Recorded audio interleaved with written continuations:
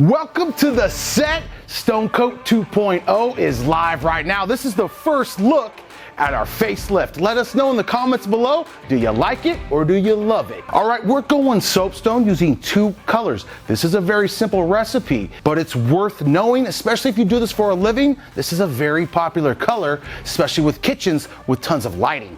I'm gonna mix up my countertop epoxy, and then we're gonna dye it black and white, and then don't blink. This color recipe is insanely easy and really fast. Here we go. All right, most of my project's gonna be black. So I'm gonna keep most of it black and just add a little bit of my white accent for my veins, and you're not gonna need much. You can pick up these dyes over at stonecoatcountertops.com, as well as this epoxy we're using. We teach the DIYer here at Stone Coat how to work with epoxy and how to renew their existing surfaces and spaces with resin, saving them tons of money versus going to the big box store or waiting for a contractor to come out and do your kitchen. We show you right here on YouTube exactly how to make hundreds of different countertop styles. All right, I'm gonna take my black tinted epoxy and I'll pour that out here at the center of my board. And I mixed up 3 ounces per square foot of project, and that's a perfect amount of resin that you need for the soapstone style.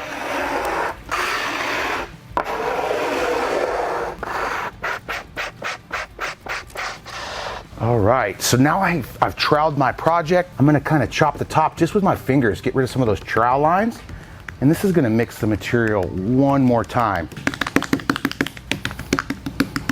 Jeez, it's like a black piano now at this point, man. Let's get rid of that air.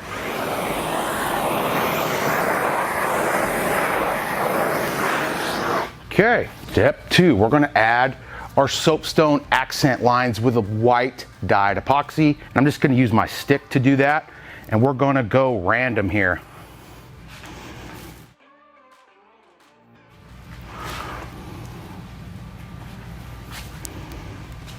Bam, that's it for that step. Next step, I'm gonna take 91% clear isopropyl alcohol and mist it on the project.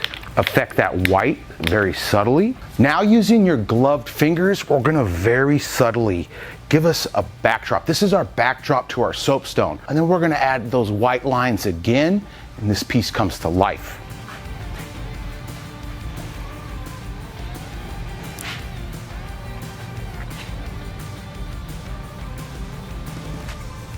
We're just giving ourselves background, because when you layer epoxy, that's when you can get some magic.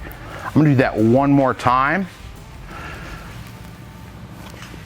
And kind of go in the same spots I went before.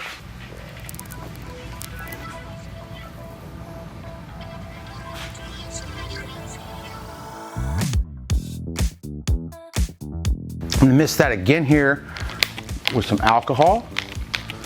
That'll kind of take the man-made look right on out of it. Bam, look at that. See, that's already much better. I'm gonna reapply my white, bring it to life with some alcohol. And then this puppy's done. I'm gonna add a little bit of white to my black here. Give me just a subtly different shade of gray here. And I'm gonna mist my piece and watch this thing come to life.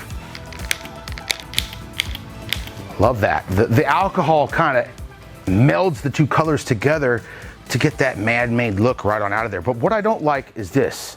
That's my error. I let a big blob hit there.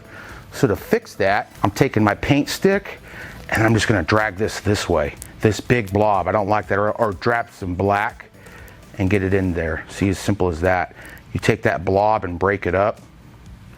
It no longer looks like a, what the heck's going on there? All right, man, I don't really want to mess with this anymore. I love how my colors are coming over the edges. This soapstone, guys, is done. There's really no need to remove air out of this because the alcohol is doing that for you. As I'm misting that on there, it's breaking the surface tension. The bubbles are escaped. That's what you could do on your floor as well. Instead of use a torch, use alcohol. It will eliminate the air bubbles, plus add a really sweet look to this. I love, you can see why now I was dragging that white into the black. It's almost buried at first till it self-levels a little bit more, and you mist it with this alcohol, then bam, it comes to life. Because if this was straight black with no, contrast. It's a little man-made, a little boring. So Rhonda out at RK3 Designs in South Texas, hands-on training. I was there last month. I absolutely loved it. A class of 20 folks, they learned this and they've dominated this recipe. Every one of them was a little bit different, but very, very beautiful and installable in your customer's kitchen or your wife's kitchen.